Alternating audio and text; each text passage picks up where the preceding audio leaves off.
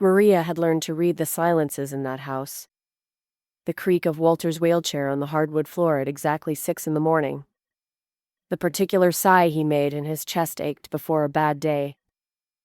The way his breathing changed in his sleep when a storm was coming. 3 years of those sounds had become the rhythm of her life, quieter and more familiar to her than her own heartbeat. She never expected the silence that came the day everything changed. It started on an ordinary Tuesday. Maria had just finished helping Walter with his morning medication when she heard the front door open, harder than usual. Daniel, Walter's son, walked in without knocking, his face already tight with anger, before he'd even crossed the threshold. "Where's the money, Maria?" She blinked, confused. "What money?" $40,000. Dawn from Dad's safe. And you're the only one with access besides me. The accusation landed like a slap. Maria had cared for Walter through 2 hospitalizations, 3 medication changes, and countless nights when his heart monitor beeped its warning into the dark. She had missed her granddaughter's birthday to stay by his side during a health scare. She had given up holidays, sleep, and peace of mind. And now, in one sentence, none of it seemed to matter. Walter, frail in his wheelchair by the window, said nothing at first. His eyes moved slowly between his son and the woman who made his coffee every morning exactly the way he liked it. Confusion crossed his face. Then, heartbreakingly, doubt. "Walter," Maria said quietly, kneeling beside him so their eyes were level. "You know me. You know I would never." He looked away, unable to hold her gaze. "I don't know what to think anymore, Maria. Daniel says the numbers don't lie." That was the moment something in her chest quietly cracked. Daniel wasted no time. Within the hour, an agency representative arrived to collect Maria's belongings, refusing to meet her eyes as she packed. "The family doesn't want to press charges," the woman said flatly. "If you just leave quietly and sign this." Quietly. As if 3 years of devotion could be folded into 2 suitcases and erased behind a closing door. But this wasn't the first strange thing Maria had noticed in that house. Months earlier, she'd quietly seen shortfalls in the household account. A few $100s here, a bill paid late there. She'd assumed it was simple forgetfulness on Walter's part, so instead of raising an alarm, she'd quietly used small amounts from her own paycheck to cover the gaps, not wanting to seem like she was accusing anyone, or worse, drawing suspicion toward herself. Now, sitting in her car outside the only home she'd known for 3 years, that silence felt like it might cost her everything.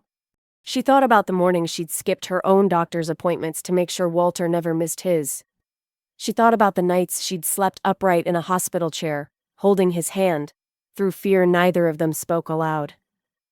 And she thought, with a bitterness she rarely let herself feel, about how quickly all of that could be erased by a single accusation from someone who had barely visited in months. 2 days passed. Walter sat alone in his study one evening, staring up at a small black camera mounted discreetly above the bookshelf, one he had installed himself, months earlier, after noticing small amounts of cash disappearing from his wallet. He had told no one, not even Maria. He'd meant to check the footage right away, but his memory had been slipping more than he wanted to admit, and Daniel's voice, loud, urgent, insistent, had drowned out his own quiet instincts. His hands trembled as he opened the security app on his phone. It took him 3 attempts to remember the password his son had helped him set up. And then, there it was, weeks of footage, grainy but unmistakable. There was Daniel, alone in the study at 2 in the morning, on 3 separate nights, opening the safe using the code only family members knew, counting bills into a duffel bag with practiced hands.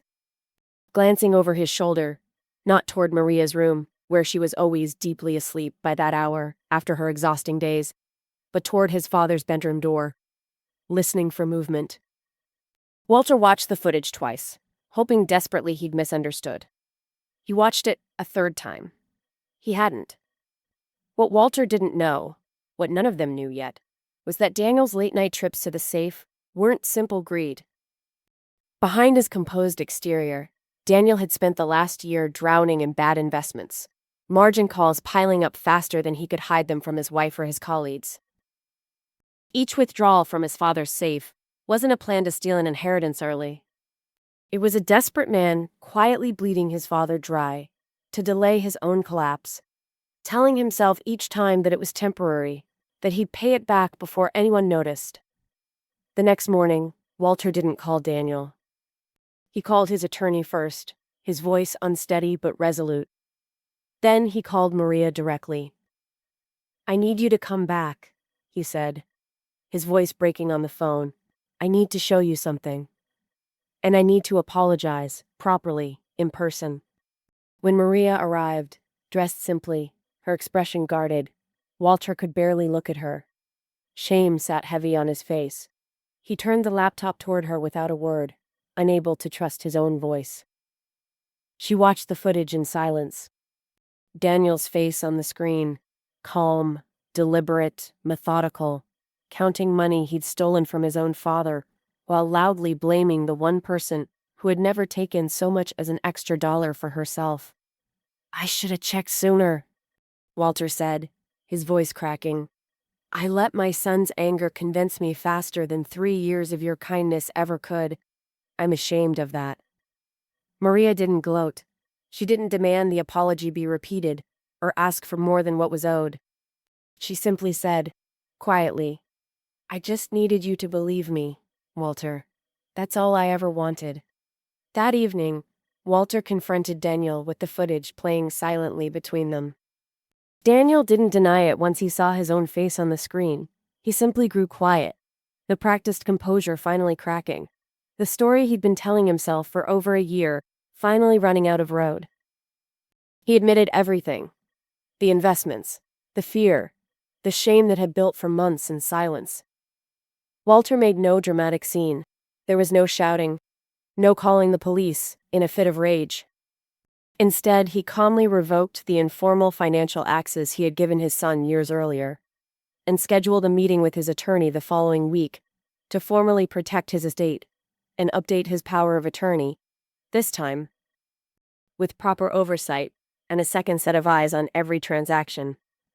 Maria was reinstated, not as a gesture of charity, but as a correction of a wrong that never should have happened. Walter insisted on a formal written apology, delivered privately, along with a raise that finally reflected what her years of devotion had always been worth.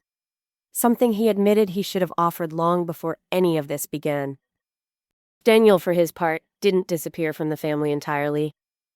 He began seeing a financial counselor, slowly working to repay what he'd taken, though the relationship with his father remained cautious and rebuilding, one careful conversation at a time. Trust, once broken this deeply, doesn't return all at once, but it can be rebuilt, brick by brick, with honesty. Months later, Maria still starts her mornings the same way. Coffee prepared just right, medication laid out precisely, the familiar creak of Walter's wheelchair rolling toward the kitchen table. But something between them has quietly shifted. Walter listens more closely now. He asks more questions before believing accusations. He trusts his own eyes and Maria's steady presence, a little more than he trusts raised voices and urgent demands. Some betrayals don't come from strangers standing at the door. Sometimes the deepest wounds come from the people closest to us, the ones we least expect to cause them. And the truth, when it finally arrives, doesn't need to shout or announce itself dramatically. It just needs to be seen clearly by someone finally willing to look.